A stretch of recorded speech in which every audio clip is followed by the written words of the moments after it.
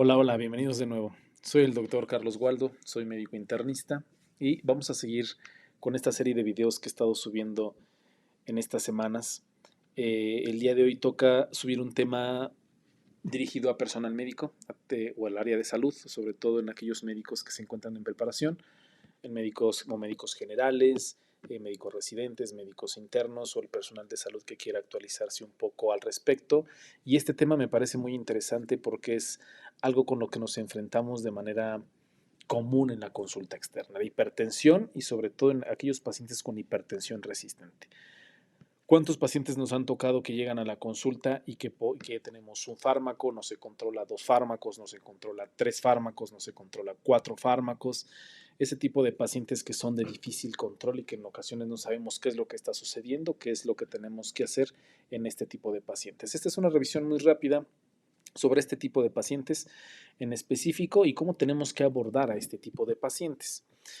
Bueno, vamos a empezar con recientemente se cambiaron las guías. Bueno, en el 2017 se cambiaron de acuerdo a las guías de la American College of Cardiology y la American Heart Association, la ACC y la AJA, cambiaron los niveles mínimos necesarios para considerar un paciente con hipertensión. Ahora se comenta que tiene que tener una presión sistólica por arriba de 130 milímetros de mercurio y una diastólica por arriba de 80 milímetros de mercurio, por lo menos en dos lecturas en dos diferentes ocasiones. Antes, las guías de la JNS7 del 2003 nos definían hipertensión arterial por arriba de 140-90. Con esta nueva definición de la AJA y la ACC, por lo menos la prevalencia en Estados Unidos se incrementó de un 32% de su población a un 47%. Es decir, al disminuir estas, estos niveles mínimos de presión arterial, pues se encontró que un gran porcentaje de paciente más se consideraba ya en hipertensión arterial. Eh, pero las metas se deben individualizar, es decir, cada paciente debe ser tratado de manera diferente. Bueno, sí y no. Hay algunos pacientes que tenemos que ser un poquito más estrictos como los que les voy a comentar en estos momentos. Pacientes con enfermedad cardiovascular, las guías recomiendan que el objetivo en efecto tiene que ser menos de 130/80. Los pacientes que tienen menores riesgos, es decir, que no tienen factores de riesgo importantes para tener enfermedad cardiovascular, las guías de la ACC-AJA nos comentan que el objetivo también puede ser razonable estar por debajo de 130/80. En el primer grupo se me olvidó comentar, en aquellos pacientes con enfermedad cardiovascular, es decir, que ya se conocen con una enfermedad cardiovascular, es necesario tenerlos por debajo de 130/80, pero también aquellos pacientes que ya tienen un riesgo de enfermedad cardiovascular a 10 años por arriba del 10%. Con estas calculadoras que nos proporciona Framingham o la CCAJA en su propia página, en donde metemos los factores de riesgo del paciente, la edad, tabaquismo, diabetes, HDL, etcétera, etcétera, y nos da un porcentaje. Si el paciente tiene más del 10% de factor de riesgo de presentar una enfermedad cardiovascular a 10 años, sí o sí, las metas deben ser por debajo de 130/80. Los pacientes con enfermedad renal crónica, aquí tenemos que ser más estrictos. Por lo menos las guías de la CADIGO del 2021 nos comentan que la presión arterial sistólica tiene que estar por debajo de 120/80. La sistólica por debajo de 120. Esta recomendación viene de un estudio que se realizó, el Systolic Blood Pressure Intervention Trial, en el que los pacientes con enfermedad cardiovascular pero sin diabetes se pusieron en dos grupos. Un paciente con tratamiento intensivo para mantener la presión sistólica por debajo de 120 y otro grupo en el que se utilizó una terapia convencional y mantenerlos por debajo de 140 milímetros de mercurio. En un análisis de los subgrupos de enfermedad renal crónica, el grupo intensivo tuvo una tasa de cambio ligeramente mayor de la tasa de filtración glomerular estimada.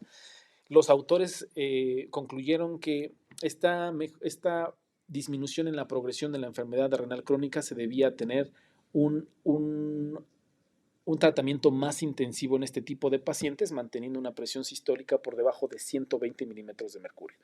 Es por eso que las recomendaciones actuales de la CADIGO son muy específicas. Pacientes con enfermedad renal crónica deben tener sí o sí una presión sistólica por debajo de 120. Y en los pacientes con diabetes, la ADA, la American Diabetes Association, está con una recomendación muy similar a la CCAJA, en la que se recomienda que los pacientes con diabetes tienen que tener una presión arterial inferior a 130/80. ¿Sale? Entonces, Las metas hoy en día son por debajo de 130/80. Si el paciente tiene una enfermedad renal crónica, la sistólica por debajo de 120. Pero nos estamos enfrentando contra un paciente que tiene resistencia o tiene pseudoresistencia. La definición de resistencia de acuerdo a la ACC-AHA es como presión arterial por encima de las metas, a pesar de que el paciente recibe al menos 3 medicamentos con diferentes mecanismos. Y de estos medicamentos que el paciente tiene, preferiblemente debe ser un bloqueador de los canales de calcio dihidropiridínico de acción prolongada, un inhibidor de la enzima convertidora de angiotensina o un bloqueador de los receptores de angiotensina 2, es decir, un calcio antagonista, un YECA o un ARA2 y un diurético. Si el paciente tiene estos 3 fármacos y a dosis óptimas y no se encuentra con un adecuado control, o si el paciente tiene 4 medicamentos antihipertensivos y solamente con eso se logra controlar. Esa es la definición de una hipertensión resistente, ¿sale? Pero tenemos que definir si el paciente no tiene una pseudoresistencia. Y eso es un control subóptimo de la presión arterial, ya sea porque el paciente tenga una falta de adherencia al medicamento, que tenga un efecto de la bata blanca, una hipertensión de bata blanca, o que tenga una técnica de medición deficiente que nos esté dando lecturas erróneas y que esté falsamente descontrolado, ¿no? Entonces sí tenemos que hacer la diferenciación sobre si el paciente realmente tiene una resistencia o tiene una pseudoresistencia.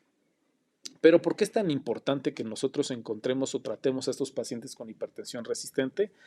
Porque si bien ya ser hipertenso es un factor de riesgo importante, un hipertenso mal controlado es todavía un mayor factor de riesgo, pero también tener una hipertensión resistente también es un factor de mal pronóstico. Aquí les voy a poner por lo menos 2 estudios importantes en los que nos hablan de por qué es un mal pronóstico tener hipertensión resistente. En este estudio de 10,001 pacientes, la hipertensión aparentemente resistente en el tratamiento con pacientes en enfermedad renal, enfermedad coronaria, se asoció con un aumento en el riesgo de morbilidad y mortalidad cardiovascular e incluso un aumento en todas las causas de muerte. Es decir, es un factor de riesgo importante y de mal pronóstico tener una hipertensión arterial resistente. Este estudio, el estudio ALAT, con 14,684 participantes, demostró que la hipertensión resistente al tratamiento aumentaba tanto la enfermedad cardiovascular e incrementaba la progresión a enfermedad renal terminal. Entonces, 2 estudios en donde nos hablan sobre el mal pronóstico y un factor de riesgo importante para tener enfermedades cardiovasculares y una progresión de una enfermedad renal terminal en este grupo de pacientes. Pero antes de poder realizar el diagnóstico propiamente dicho y definir al paciente, el paciente tiene una enfermedad resistente o una hipertensión resistente, tenemos que hacernos 3 preguntas fundamentales. ¿Nuestro paciente toma sus medicamentos? Las mediciones que nosotros estamos realizando o que el paciente se está realizando en su domicilio son acertadas, son correctas. Y por último, si las presiones arteriales que nosotros encontramos en el consultorio se corroboran con cifras fuera del mismo, fuera de nuestro consultorio. Vamos a desglosar un poquito cada una de estas preguntas. No adherencia al tratamiento. Es una discrepancia importante de cómo se indica el medicamento al paciente y cómo realmente lo toma. Muchas veces, no sé si a ustedes les ha pasado, pero a mí me pasa constantemente en la consulta en el que al paciente se le explica el tratamiento, pero en la siguiente consulta, al preguntarle sobre cómo está tomando el medicamento, cómo se le indicó en la consulta previa, no lo comprendió o no lo llevó a cabo. Yo por lo menos cuando estoy en la consulta es muy importante que por lo menos haya un familiar en la consulta, la hermana, la esposa, la pareja, en el consultorio para que cuando nosotros le damos la indicación al paciente sobre el tratamiento que va a seguir, se le explique a las 2 personas, tanto al paciente como al acompañante. Y una vez que se les explicó de manera verbal, en la receta explicarles en físico cómo va a tener el tratamiento. Ok, entonces, como les había comentado, el paciente se va a tomar telmisartán de 40 miligramos, 80 miligramos cada 24 horas por las mañanas. Y el nifedipino de 30 miligramos, tomarlo en la mañana y tomarlo en la noche, es decir, cada 12 horas. Tratar de que la indicación sea lo más precisa que sea posible y que no haya dudas sobre el tratamiento. Y es por eso que siempre le pido, por lo menos yo, que haya un acompañante con el paciente para que los 2 hayan recibido la información por si llegara a haber alguna duda. Porque sí me ha tocado muchas veces en la consulta en el que de manera intencionada yo les pregunto al paciente, ¿y qué medicamento le dejé en la consulta pasada? Y el paciente dice, pues telmisartán, ¿no? ¿Y de cuánto le dejé el telmisartán? No, pues de 80 miligramos. ¿Y cada cuándo se lo dejé?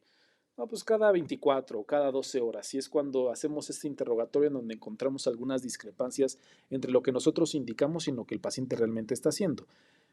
Uno porque no entendió o dos porque todos los pacientes que acuden a la consulta por lo general pueden llegar a tener cierto grado de estrés o de ansiedad por el simple hecho de estar con el médico, por lo que por eso en esas circunstancias es importante apoyarnos un poco del familiar o del acompañante en la consulta para que él le pueda explicar más adelante, no, acuérdate que el doctor te dejó el medicamento de tal o cual forma. ¿No? Entonces, sí es importante que el paciente esté bien entendido sobre el tratamiento que se le está dejando. Eh, en este estudio, que es una revisión sistematizada y un metaanálisis, se encontró que en los pacientes con hipertensión resistente, de todos los pacientes que había con hipertensión resistente, se encontró que una estimación combinada de hasta el 31% de los pacientes que se les había encontrado hipertensión resistente realmente no tenían una adecuada adherencia al tratamiento. Entonces, es difícil saber si realmente el paciente se está tomando los medicamentos como uno lo indicó. En Estados Unidos se han hecho algunos análisis en laboratorio a nivel de la sangre o a nivel de la orina para detectar ciertos metabolismos de los fármacos o de los medicamentos que se están indicando, para ver si realmente el paciente está siguiendo las indicaciones. E inclusive en Estados Unidos tienen un programa un poco más controlado en cuanto a los fármacos. El médico indica ciertos medicamentos, el paciente tiene que ir a determinadas farmacias y ahí se le suplen los medicamentos con la cantidad exacta de pastillas y de medicamento que va a tomar durante determinado tiempo. Entonces se puede dar un seguimiento un poquito más estrecho en cuanto a cuántas veces rellenó su fármaco, cuántas pastillas se le están dando, pero pues ese tipo de sistemas no los tenemos en México, no lo tenemos implementado en México. Entonces, sí en ocasiones es un poco difícil saber si el paciente tiene una adecuada adherencia al tratamiento. Si nosotros encontramos que el paciente entendió las indicaciones, que el paciente no hubo dudas durante la explicación del medicamento, pero en las consultas subsecuentes encontramos que realmente no está siguiendo las indicaciones como nosotros las dejamos, tenemos que indagar un poquito más sobre qué es lo que le está provocando el que no se tome el medicamento. Por lo menos a mí me ha tocado pacientes en la consulta que tienen muchos mitos y muchas creencias por las cuales no pueden seguir el tratamiento o no quieren seguir el tratamiento, ¿no? Entonces, yo creo que el abordaje más indicado en esta situación es preguntarle cuáles son los miedos, cuáles son las dudas, cuáles son las razones por las que no está siguiendo el tratamiento, y me he encontrado con diversas respuestas, entre ellas el hecho de que, pues es que no estoy tomando ya muchos medicamentos y no quiero que me dañen el riñón, por ejemplo, ¿no? O que me dañen el hígado y que me dañen el estómago, porque me han dicho que esos medicamentos causan este tipo de problemas. O fulanita o sultanita, mi vecina, la comadre, me dijo que ese medicamento puede afectar tal o cual cosa, o no me quiero volver adicto a los medicamentos o a los fármacos. Creo que no está de más indagar un poco sobre las creencias del paciente, sobre los temores que el paciente puede llegar a tener para tratar de aclarar todo ese tipo de dudas y que dejarle bien en claro cuáles son los beneficios de que el paciente tenga una adecuada adherencia al tratamiento y cuáles pueden ser las complicaciones de no seguir las indicaciones, cuáles pueden ser las repercusiones de que el paciente no tenga una adecuada adherencia al tratamiento, que no se tome bien los fármacos y que más adelante pueda haber complicaciones en las cuales no pueda haber marcha atrás. Entonces, este es uno de los principales problemas que nos encontramos en la consulta, ¿no? No adherencia al tratamiento. Otra de las cuestiones que nos pueden dar lecturas no fiables es que la medición de la presión arterial no sea la adecuada, ¿no? Por ejemplo, la medición de la presión arterial tiene que tener todas estas características. El paciente debe sentarse, tiene que estar relajado por al menos 5 minutos con la vejiga vacía, no tiene que hablar mientras le estamos tomando la presión, no debe haber consumido por lo menos cafeína, no haber fumado, ni haber hecho ejercicios 30 minutos antes de la toma de la presión, utilizar un dispositivo que esté calibrado, que sea adecuado para el paciente, con un manguito de adecuado tamaño, porque hay manguitos de diferentes tamaños, pequeños, grandes, medianos. De lo contrario, un manguito demasiado pequeño nos va a dar lecturas falsamente elevadas, ¿no? Se tiene que poner el manguito sobre la piel desnuda, no sobre la ropa, porque nos va a dar también lecturas falsas. En fin, todas las condiciones para que sea una adecuada toma y que sea fiable el resultado que nos está tanto nosotros tomando como los resultados que nos traen de domicilio, ¿no? O sea, preguntarle al paciente, a ver, platíqueme más o menos cómo se está tomando la presión en casita y cuáles son los pasos que está siguiendo para la toma de la misma. Aquí, por ejemplo, en este estudio se encontró que la presión arterial sistólica medida tomada con dispositivos automáticos de la presión arterial en consultorios fue hasta 11 milímetros de mercurio más baja que la tomada con dispositivos manuales, los dispositivos que utilizamos con el estetoscopio y demás. Y los resultados de estos dispositivos automáticos, estos dispositivos digitales, fueron más consistentes con las mediciones ambulatorias de 24 horas, con los dispositivos de 24 horas. Entonces, muchas veces los pacientes me preguntan si este tipo de dispositivos digitales son fiables y son adecuados para la toma de la presión, y sí, son bastante efectivos para la toma de la presión. Inclusive los esfingomanómetros aneroides, que son los que nosotros utilizamos, como el que está en la foto en la parte superior derecha, requieren calibraciones más frecuentes que los esfingomanómetros manuales o digitales. Entonces, sí es una buena opción siempre y cuando la toma de la presión se realice con la técnica adecuada. Otra cuestión es la medición fuera del consultorio. Realizarse las mediciones fuera del consultorio y no solamente tomar en cuenta las mediciones que nosotros realizamos, nos va a servir para algunas cuestiones, sobre todo para encontrar si el paciente no está teniendo una hipertensión de bata blanca o si no está teniendo una hipertensión enmascarada. Acuérdense que la hipertensión de bata blanca son aquellos pacientes que tienen elevación de la presión arterial durante el consultorio, pero que de manera ambulatoria tiene presiones normales, y la hipertensión enmascarada es lo contrario. Presiones arteriales normales durante la consulta y con cifras normales de manera ambulatoria. Entonces, sí es importante que el paciente se realice mediciones de la presión arterial fuera del consultorio. Y pueden ser de dos cuestiones, o pueden ser de dos maneras. La automedición, es decir, que el paciente se realice la medición él solo o él solito con un dispositivo digital, con la técnica que ya les comenté. No hay un consenso específico de cuántas veces realizárselo al día. Lo que se recomienda es que por lo menos se realice 2 o 3 lecturas al mismo tiempo, por lo menos 2 veces al día, y por lo menos entre 7 a 10 días al mes la realización de la toma de la presión y registrarla para nosotros hacer una revisión en la consulta subsiguiente, o si tenemos un contacto con él un poco más estrecho, estar revisando las presiones que se toman en casita. Y otro estudio que también es muy importante son estos dispositivos de monitorización ambulatoria de 24 horas, dispositivos en los que se le coloca al paciente el baumanómetro y que están tomando la presión durante 24 horas. Y estos para nosotros son de suma importancia porque nos va a dar lecturas de la presión nocturna y podemos establecer si el paciente tiene una hipertensión díper o no díper. Todos los pacientes tienen una disminución de la presión arterial durante la noche del 10%, por lo menos. Los pacientes que no baja la presión, a pesar de que son hipertensos, un 10% por las noches, los consideramos una hipertensión con patrón no díper. Aquellos que baja la presión al 10% son pacientes con hipertensión con patrón díper, y en aquellos pacientes que tienen mayor riesgo son incluso esos que tienen un patrón Reiser, ¿no? Que son aquellos pacientes que, lejos de disminuir un 10%, inclusive se incrementa la presión por las noches. Entonces sí es importante, y las guías actuales nos recomiendan que tengamos que hacer estudios para ver y checar la presión ambulatoria, ¿sale? Entonces, ya tenemos al paciente que tiene una hipertensión resistente, ya corroboramos que realmente tiene una adecuada adherencia al tratamiento, que está siguiendo las indicaciones que nosotros dejamos, por lo menos de manera farmacológica. Las tomas de las presiones las estamos realizando y el paciente las está realizando de manera adecuada en su domicilio. Y número 3, el paciente se corroboran las presiones elevadas en el consultorio como de manera ambulatoria, y entonces ya tenemos un paciente que realmente tiene una hipertensión resistente al tratamiento. ¿Cuáles son los estilos de vida que nos van a afectar que la presión se controle de una manera adecuada? Pues bueno, aquí los enumero todos. Obesidad, cantidad de sodio en la dieta, ejercicio, alcohol, fumar, vapear, o sea, el uso de nicotina. Estos son los factores que van a hacer que el paciente no se controle de una manera adecuada la presión arterial. Vamos a revisar rápidamente cada uno de ellos. La relación entre la obesidad y la presión arterial ya está sumamente estudiada, ya se sabe que con un índice de masa corporal por arriba de 30 tenemos el doble de posibilidades de tener una hipertensión resistente, ¿no? Y que estos son los mecanismos que nos podrían explicar por qué el paciente con obesidad puede tener una hipertensión descontrolada.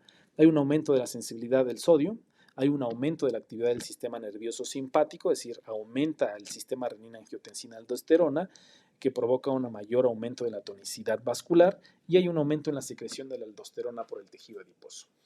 Esta última, la secreción de la aldosterona del tejido adiposo, es uno de los mecanismos exclusivos de la obesidad, porque el resto también lo podemos ver en pacientes con insuficiencia renal o insuficiencia cardíaca, pero la secreción de aldosterona por el tejido adiposo es una condición que pone muy vulnerables a los pacientes que tienen obesidad. El sodio en la dieta, bueno, también ya está ampliamente estudiado que un aumento de sodio en la dieta va a provocar un descontrol importante, por lo que se recomienda que la ingesta de sodio al día sea no más de 2 gramos al día, y que dentro de las dietas que se han estudiado para mejorar los niveles de la presión en los pacientes hipertensos son las dietas como tipo DASH, que son bajas en sodio, ricas en frutas, en verduras y productos lácteos bajos en grasa.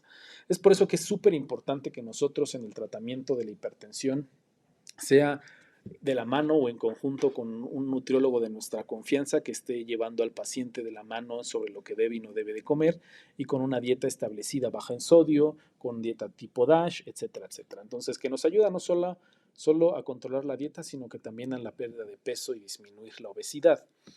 Otra de las condiciones que se ha demostrado que mejora la presión arterial es el ejercicio. El ejercicio aeróbico reduce la presión arterial en pacientes con hipertensión y en pacientes con hipertensión resistente.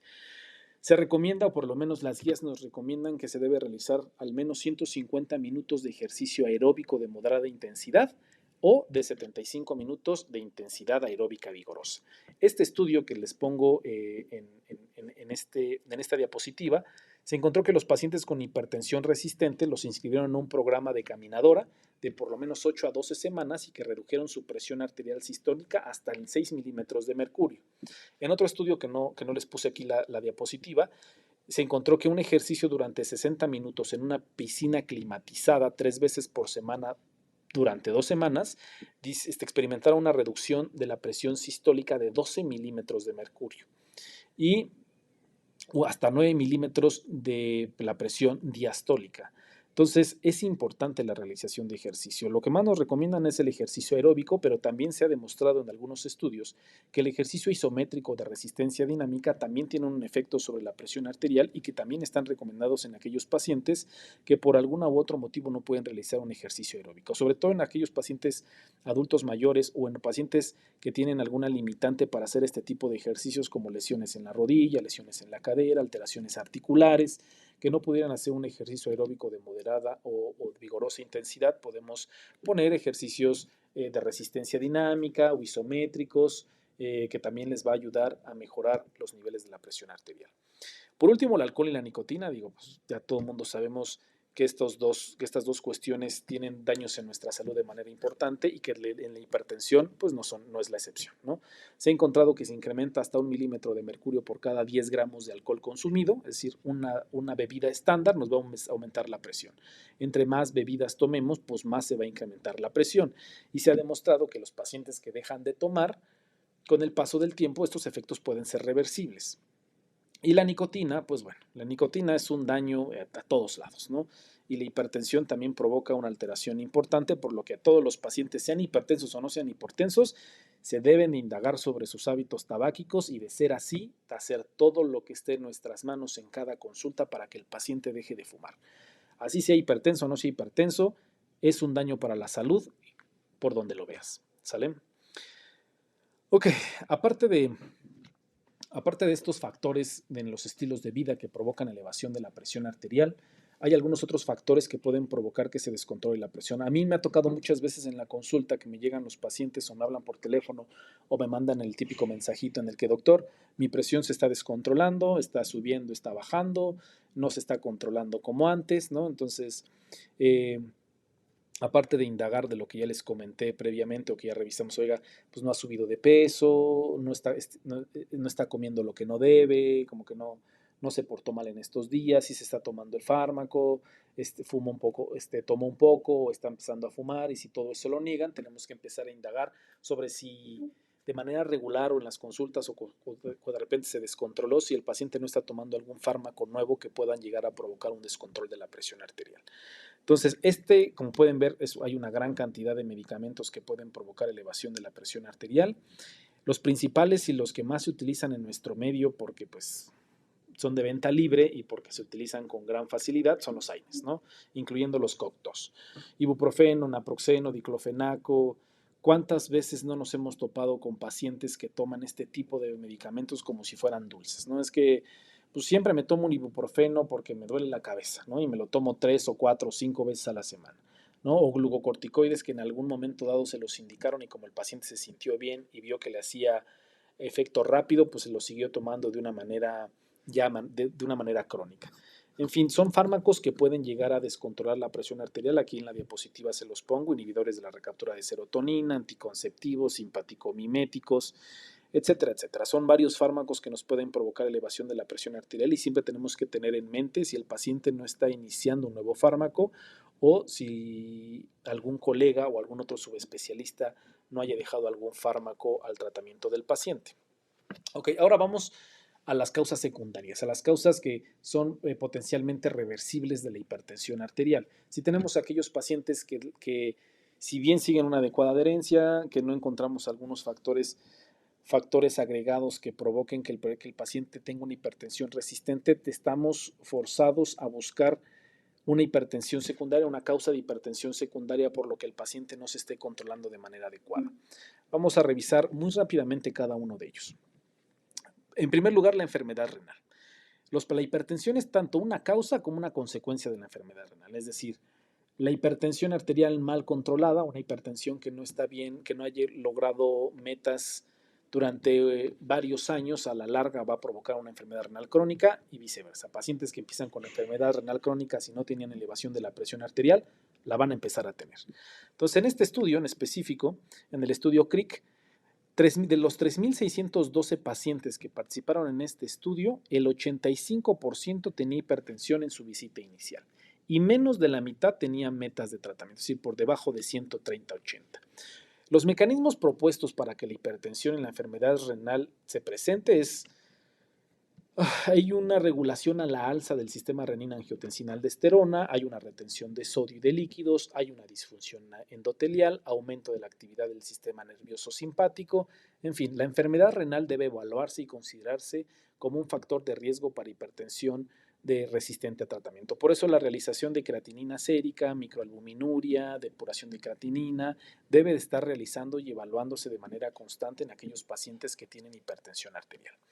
Otra cuestión que nos puede provocar elevación de la presión arterial o una hipertensión resistente es el hiperaldosteronismo primario.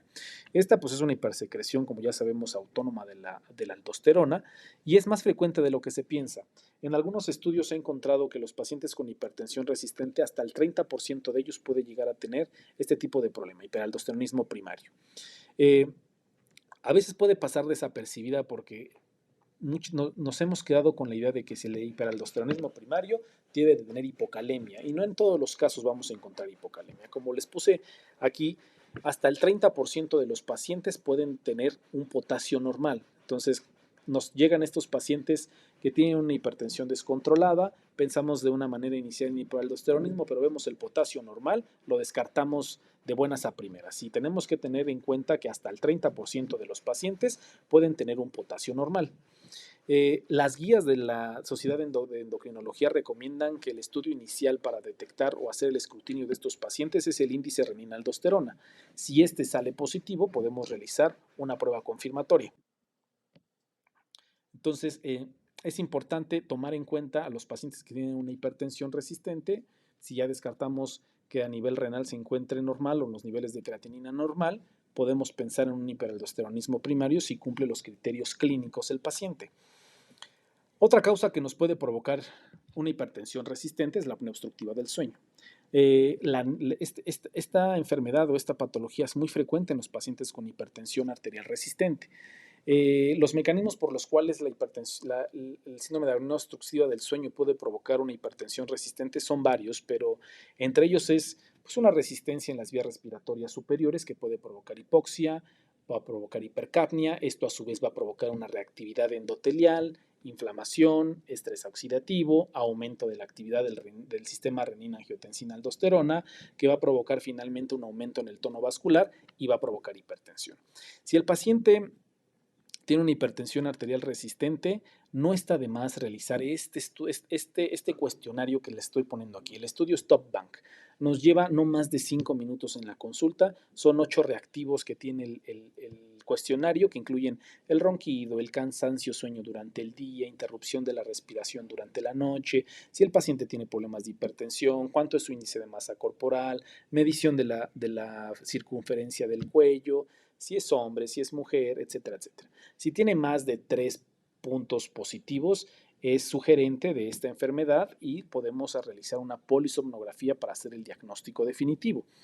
Entonces, si estamos batallando con un paciente que tenemos con hipertensión resistente, que no nos cuadra para que tenga una enfermedad renal, que no nos cuadra para un hiperaldosteronismo, pero le podemos hacer este cuestionario para hacer de escrutinio y podemos realizar una polisomnografía. En este estudio que les estoy poniendo aquí, nos habla sobre el efecto de la presión positiva continua o el CPAP y cómo podemos mejorar las cifras de presión arterial con medio de este dispositivo.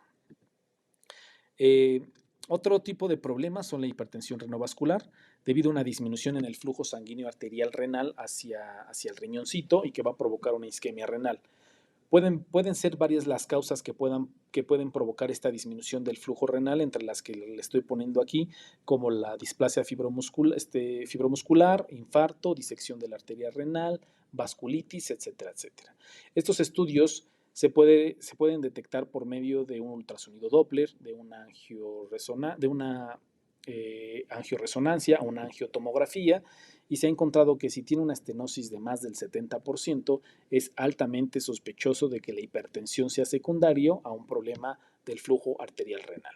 Entonces, el tratamiento de este tipo de pacientes por lo general es un equivalente de una enfermedad arterial coronaria. Se tiene que controlar la presión, se tiene que controlar la glucosa, se tiene que controlar el perfil de lípidos, se tiene que utilizar antiagregación plaquetaria y en algunos casos, dependiendo de las características de la lesión o las características del paciente, inclusive puede ser candidato a una revascularización percutánea, con lo cual puede llegar incluso a remitir la hipertensión.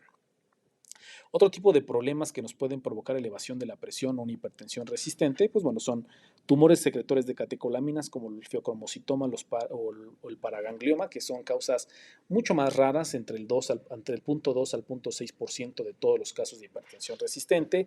Síndrome de Cushing o enfermedad de Cushing también puede ser una causa de hipertensión resistente, que también es una patología más rara. Problemas a nivel tiroideo de las paratiroides, por lo que en aquellos pacientes que tenemos una hipertensión resistente no está de más darle una checadita a los niveles del calcio y a los niveles de TSH para ver que todo esté dentro de parámetros normales en cuanto a la glándula tiroides, ¿no? Entonces, el manejo, pues bueno, todos los pacientes diagnosticados con hipertensión resistente deben someterse a pruebas de detección para una hipertensión secundaria, como ya les comenté, de acuerdo a los antecedentes que el paciente tenga, los hallazgos en la exploración física, los factores de riesgo de cada uno. Debe haber un enfoque multifactorial para tratar la hipertensión resistente, que incluye tanto cambios en los estilos de vida, fármacos y tratamiento de enfermedades contribuyentes subyacentes. Es decir, tenemos en la consulta un paciente que ya lo tenemos con varios fármacos, que ya lo catalogamos con hipertensión resistente, ¿no? Ya vimos que se toma bien el medicamento, que se toma bien la presión, etcétera, etcétera, y que tenemos un paciente con hipertensión resistente. Nosotros tenemos que realizar un protocolo de estudio para descartar causas de hipertensión secundaria, como son todas las que les comenté hace unos momentos, y en caso de que no tengamos ninguna causa de hipertensión secundaria, pues bueno, este sería el tratamiento farmacológico. El tratamiento farmacológico tiene que constar de por lo menos 3 medicamentos de primera instancia. Tienen que estar a las dosis máximas toleradas de la siguiente manera. El primero, un inhibidor de la YECA o un ARA2. Generalmente se toleran mejor los ARA2 que los YECA por el angioedema y la tos que pueden provocar los YECA. Entonces, iniciar alguno de estos dos fármacos, iniciar un bloqueador de los canales de calcio de dihidropiridina de acción prolongada y un diurético. Hay que identificar muy bien las comorbilidades de cada paciente. Hay algunos pacientes que requieren de primera línea beta bloqueadores si es que llegan a tener, por ejemplo, insuficiencia cardíaca o antecedentes de infarto al miocardio o disección aórtica o algunos otros pacientes que va a ser de primera opción un YECA, un ARA2 porque tiene proteinuria, tiene albuminuria. En aquellos pacientes que tienen una filtración glomerular preservada, el diurético de primera línea preferido pues va a ser la clortalidona porque tiene una vida media más prolongada y su efecto antihipertensivo es más potente que, por ejemplo, la hidroclorotiazida. Se van a preferir los diuréticos de ASA en aquellos pacientes que tengan un filtrado glomerular menor a 30 y en aquellos pacientes también se puede llegar a utilizar la bumetanida y deben dosificarse por lo menos 1 o 2 veces al día. En fin, el tratamiento farmacológico se debe individualizar en cada paciente de acuerdo a los factores de riesgo que tenga, las preferencias del paciente, las enfermedades coexistentes que tenga, en fin. Pero por lo menos los primeros 3 fármacos que se deben de iniciar son los que ya les comenté. Un cuarto fármaco, si a pesar de esos 3 medicamentos ya se los iniciamos y le dimos una dosis adecuada, tolerable, tolerante para el paciente, un cuarto agente que podemos iniciar pueden ser un antagonista de los receptores de mineralocorticoides, espironolactona o espleronona. Este debe ser el de cuarta línea. Los efectos secundarios de la espironolactona pues, incluyen hipercalemia, ginecomastia y debe utilizarse con mucha precaución en aquellos pacientes que tienen enfermedad renal crónica porque puede provocar hipercalemia, ¿no? En este estudio, por ejemplo, en el estudio Pathway 2, demostró que la espironolactona fue muy superior a la reducción de la presión arterial en comparación con el bisoprolol, un beta bloqueador, y la doxazosina, un alfa bloqueador, y al placebo. Y puede usarse como terapia adicional en pacientes con hipertensión resistente que ya tomaban 3 medicamentos para la presión arterial. Entonces, YECA o ARA2, calcio antagonista de liberación prolongada, diurético. Si a pesar de eso el paciente no se controla, podemos utilizar el de cuarta línea, que es un antagonista de los receptores de mineralocorticoides como la espironolactona. Si a pesar de eso el paciente no se logra controlar, pues bueno, ya podemos utilizar otro tipo de fármacos como los que les pongo en esta diapositiva, los bloqueadores beta vasodilatadores como la betalol, carvedilol, nebivolol, bisoprolol, que pueden ser de quinta línea. Y en caso de que el paciente no se controle, la AJA también nos comenta que podemos iniciar hidralazina con una dosis de 25 miligramos cada 8 horas y agregar un nitrato en caso de que tenga el paciente agregado una insuficiencia cardíaca con fracción de eyección reducida. Minoxidil también se puede utilizar en caso de que no se tolere la hidralazina, pero ambos, tanto la hidralazina como el minoxidil, puede provocar retención de líquidos y taquicardia refleja. Es decir, la hipertensión arterial es un problema bastante importante que tenemos que tomar varias cuestiones en cuenta. Como ya les comenté, desde el hecho de realmente diagnosticarlo con hipertensión resistente o algo estamos haciendo mal, tanto en la adherencia, la toma de la presión o las mediciones de la presión arterial. Número 2, controlar lo más que se pueda los estilos de vida del paciente, la obesidad, el ejercicio, la ingesta de sodio, el alcohol, el tabaquismo o la nicotina. También tenemos que controlarlos lo mejor que se pueda.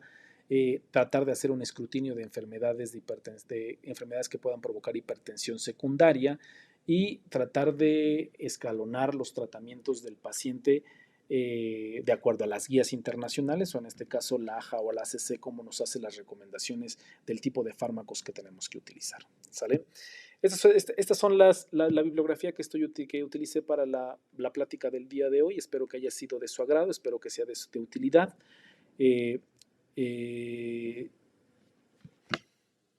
No tengo nada más que agregar, más que darles las gracias. En caso de que no me sigan, por favor, suscríbanse si es que les gusta mi contenido, si le quieren que siga haciendo este tipo de videos. Y pues nada más, que tengan un muy bonito día.